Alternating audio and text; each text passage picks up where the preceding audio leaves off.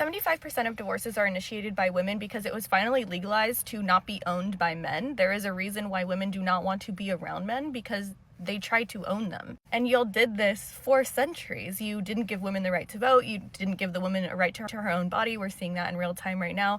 And no wonder women want to get away from you, because you don't really have anything to offer other than your control, abuse, and violence. A man would want to get married because men will continue to pay for schmecks from women. You guys want something from us. That's the funniest part, is we could go our whole lives without you if you just let us have the freedom or equality, because to you guys, us wanting equality is us wanting to have an upper hand on you. No, we just want to be equal under the system, but you will always want something from us.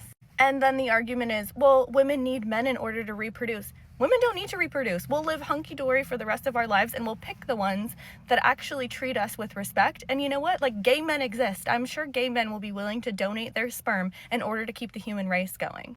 Nice try, though.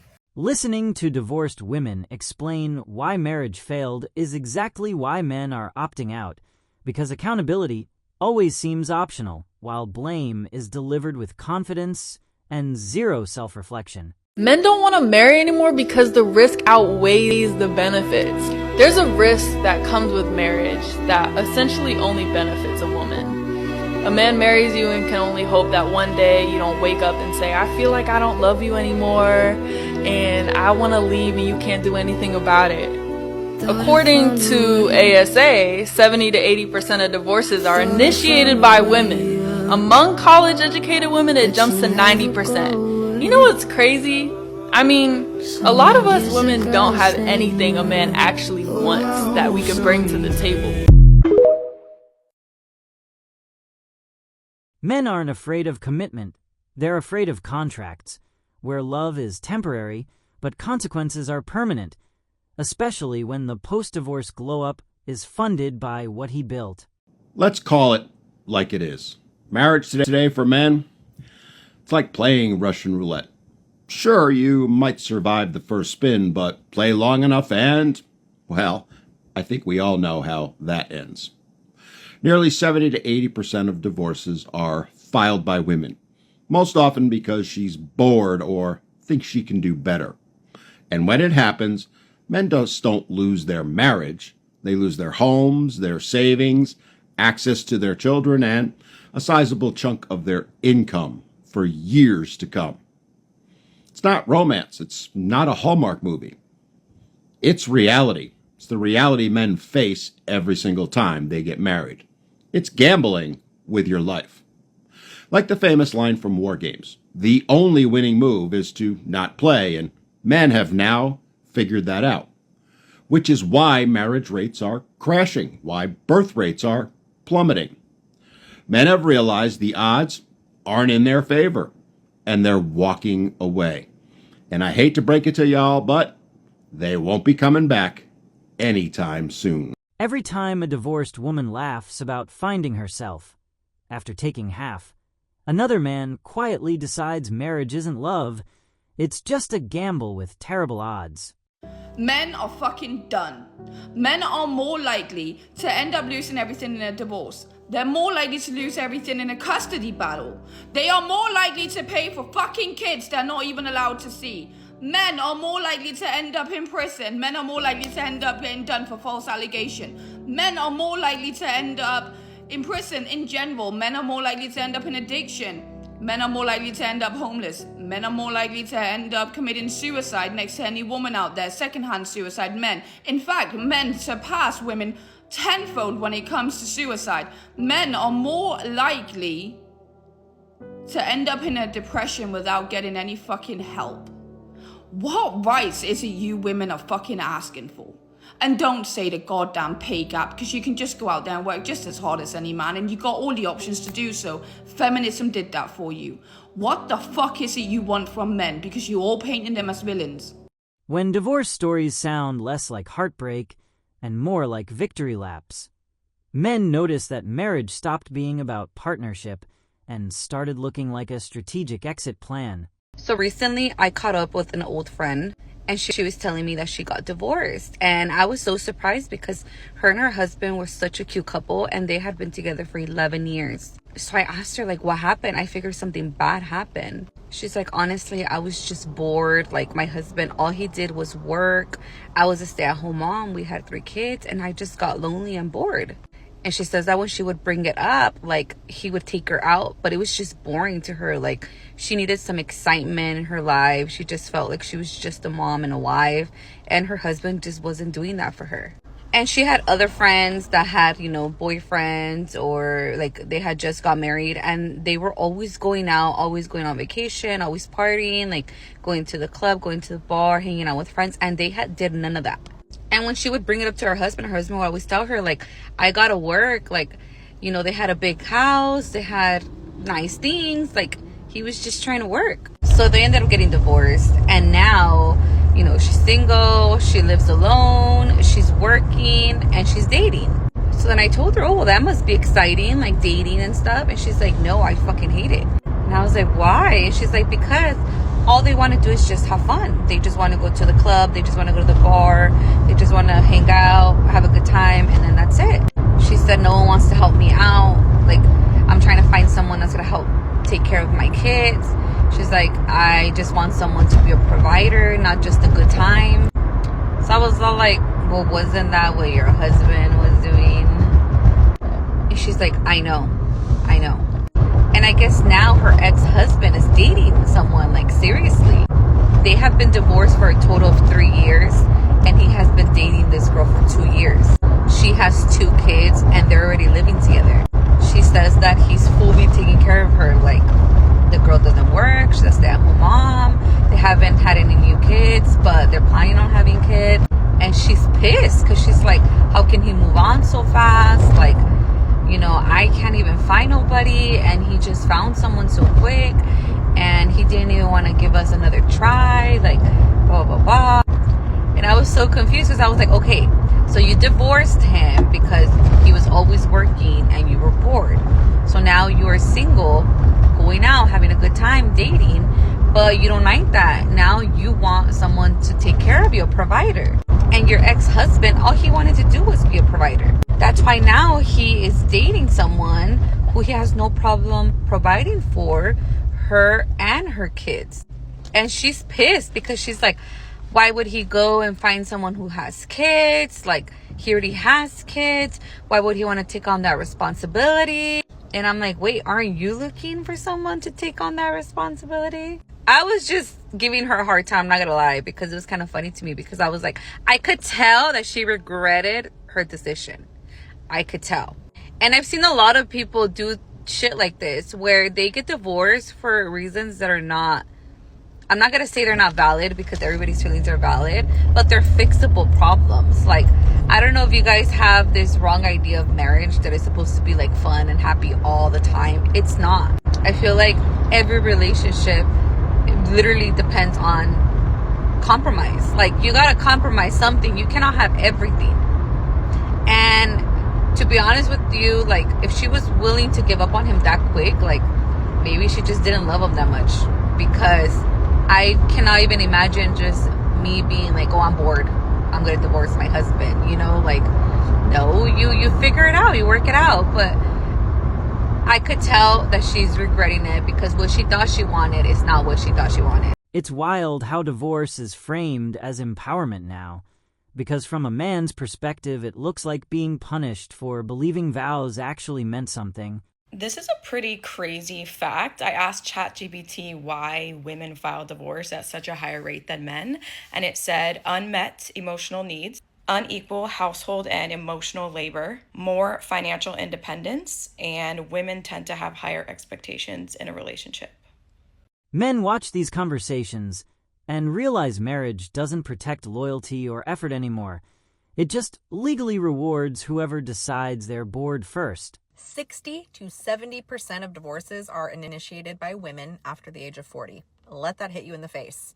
Women are straight up dumping their husbands once the kids are grown and the hormones start doing backflips and cartwheels. This is the latest data.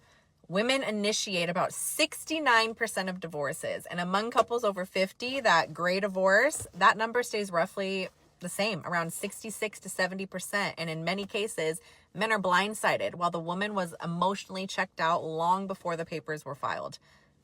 Why? Here's the brutal truth.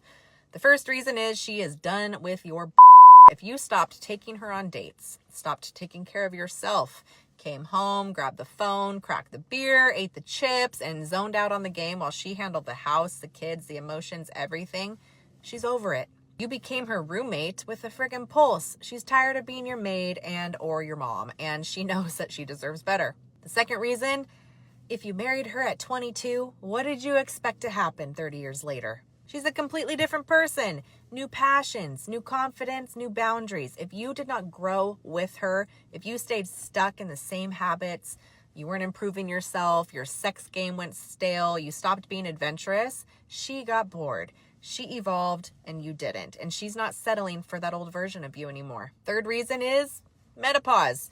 That's the final straw. Her hormones flip, her tolerance crashes, every ignored problem explodes. And if you are not helping her level her hormones, she's gone. And the fourth reason, she's got her own money. She's also have her own friends and her own life, and you let her work like a man just like you. And then why would she depend on you anymore? She was a wife, a mom, and busting her ass, working full time every day for years. She carried it all. Now she's fried. No more staying for the kids or the mortgage. She's gone. Here's a little bit of more data for you. Post-divorce, only 27% of women regret it.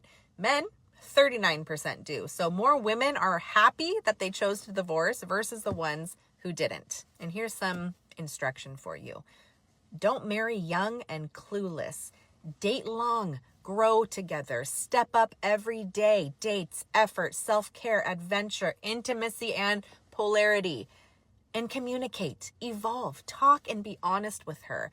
Or watch her walk away once she hits 40. You can't spend years criticizing men, minimizing their role, and still expect them to sign lifelong contracts that only seem to benefit one side when things go south. I could say this as a divorce lawyer for 25 years.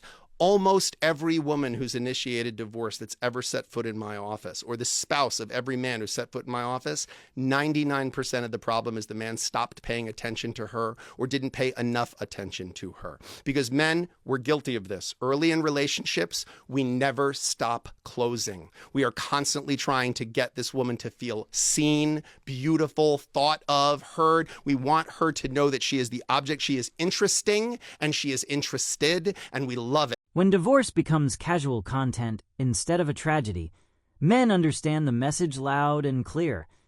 The system isn't built to save marriages. It's built to dissolve them.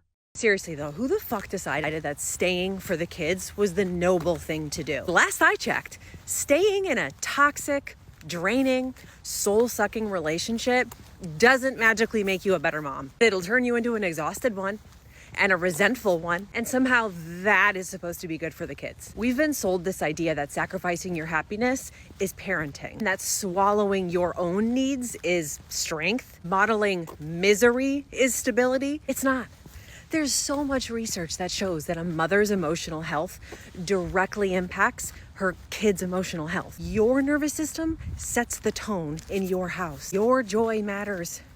Your peace matters. And what are we actually teaching our kids when we stay? That love means self-abandonment, that relationships are something you survive instead of choose, or that being treated like shit is normal as long as the family photo looks intact. No.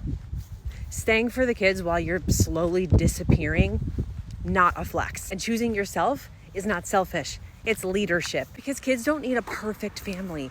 They need a regulated, present, emotionally healthy mom. And if staying is costing you that, then leaving might be the bravest, healthiest thing that you ever model. Men aren't emotionally unavailable. They're legally aware. And once you understand how little protection marriage offers men, hesitation stops looking irrational. Your man looks like you. Women are the ones that make men emotional. Women are the ones that make men weak. Their default settings, when they're in their natural state, they think from a place of reality, logic. Women come in and confuse those things. They come in and their love is more violent, more chaotic. You know, it's it's got to have a lot of symbolism. So for men, when they get married or when they're in a relationship with a woman, they commit to a woman, it's like the basic is they love you, right? That's a no-brainer for men. They love this woman. But for women, they need to see the love consistently. So you have to bring me flowers, cards, do big things, extravagant things like I see on social media for me to see this love, right? It's not enough to just, that's basics, that's default settings, is that we are committed to each other because we love each other. No, we got to add to it, right? So the love always got to extend, right? Women move based off of emotion. So if they don't feel like you love them today because you don't see it, you don't physically see, which isn't moving by faith, by the way. That's why your dedication to God matters, and how you'll submit to your husbands, and how you'll feel about your husbands, because you don't have to see God in the works and doing things for you to know that he loves and cares about you, right? And so because men carry the spirit of God, and because they're made in God's image, it's the same. Like, they don't have to, it shouldn't be that they have to show it to you. Your husbands have to show it to you all the dang time for you to have faith and trust that they do love you and they do care about you, right? But see, this is what happens when women turn men into emotional women. Because now, in order to see this love, you have to constantly manipulate them. You have to manipulate, and you play a lot of mind games. Women play a lot of mind games. They need to see it constantly, so they play little mind games, malicious mind games, right? So they'll withdraw love and see if you chase it. See if you can feel that I'm being extra quiet to you today. And then if you're passive and you start withdrawing your love, you're the bad guy. For women, it's if I don't see that, you bought me something today on Valentine's Day, or you didn't go as out as you could have, even though, you have been taking me on dates, or you worked late tonight. If I don't see a symbol that you love me, and you didn't, you weren't active in doing that, then all of a sudden you must have just withdrawn all of your love, and you don't care about me at all. Somehow not seeing one thing determines all of it for women, determines the whole gosh darn relationship. What happens is now you keep him in a constant state of fight or flight mode. Ooh, y'all don't want to hear this. Oh golly. You keep him in a constant state of fight or flight mode because he don't know if you're gonna leave.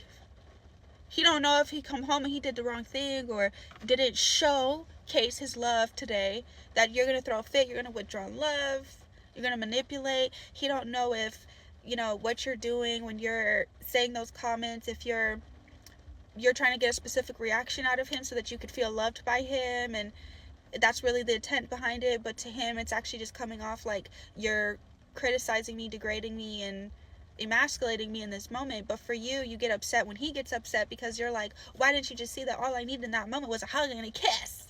And so what happens is you keep in a constant state of fight or flight mode. So now he's starting to get irritable, emotional himself. He starts playing the same mind games as you, in the senses of, I'm just going to withdraw love from her then. I'm not going to give into this, so I'm going to stay distant from her. I'm going to avoid her. Even though I love her, I do love her. That's basic default settings, but I'm going to avoid her. And what this relationship dynamic really is that a woman's love can be quite chaotic. Women be cultivating relationships that are explosive and emotional and reactive and exhausting, and they're exhausting themselves. And then they leave their man when they see that their man is a direct reflection of them. Now they're emotional, they don't know where to go, X, Y, and Z, where to lead, how to lead. Now they don't even know what love is anymore. They got into this relationship having a pretty good standard of what it is, but now they're questioning, like, you done said so many times to him you don't love me, that now he's questioning, do he? Because this ain't peaceful. And then you feel rejected. You're abandoning me. It's just, this is why men, like, they have to be so careful with identifying themselves in their woman's emotions, because they will become as good as her emotional state. Become very passive and avoidant and stay in a corner as far away from you. But because he loves you, he stays there. He's there, but he can't ever be present, because he's in constant fight or flight mode every time he's present, because he never knows what he's going to get from you emotionally, right? So he's got to protect himself. And when he protects himself, he's the weakest version of himself, when he's protecting himself from his own woman. When there's peace and emotions are calm, when he's with a woman who can control her emotions, she can feel something, not give in to that. She doesn't manipulate to feel loved. She has a secure attachment style. He's present. He's giving. He's safe. And then they connect, and she gets everything she actually really wants, which is his presence, his time, his love, his energy. She gets all of that naturally because she's secure in herself, that he loves her. And he came into this loving her because he chose to commit.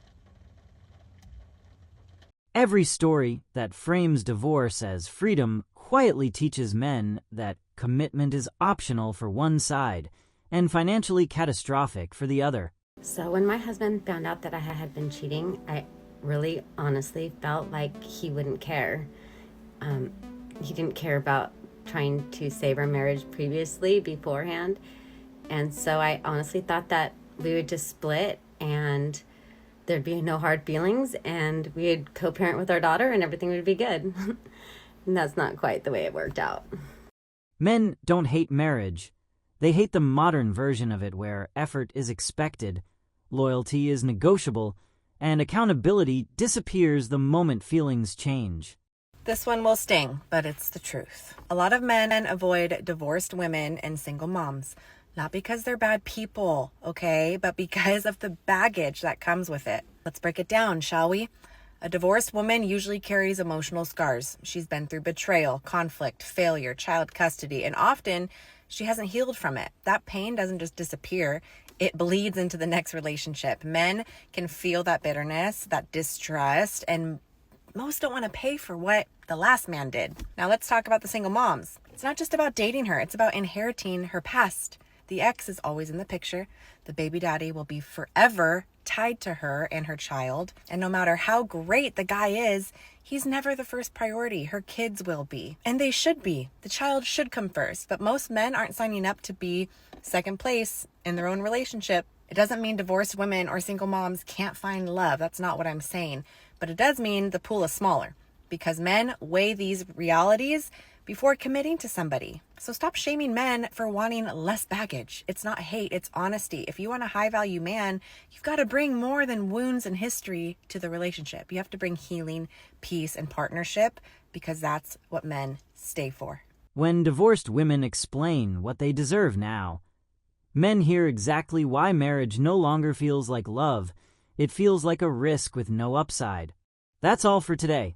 Please hit the like and subscribe button, and don't forget to press the notification bell so you get the latest updates from our channel.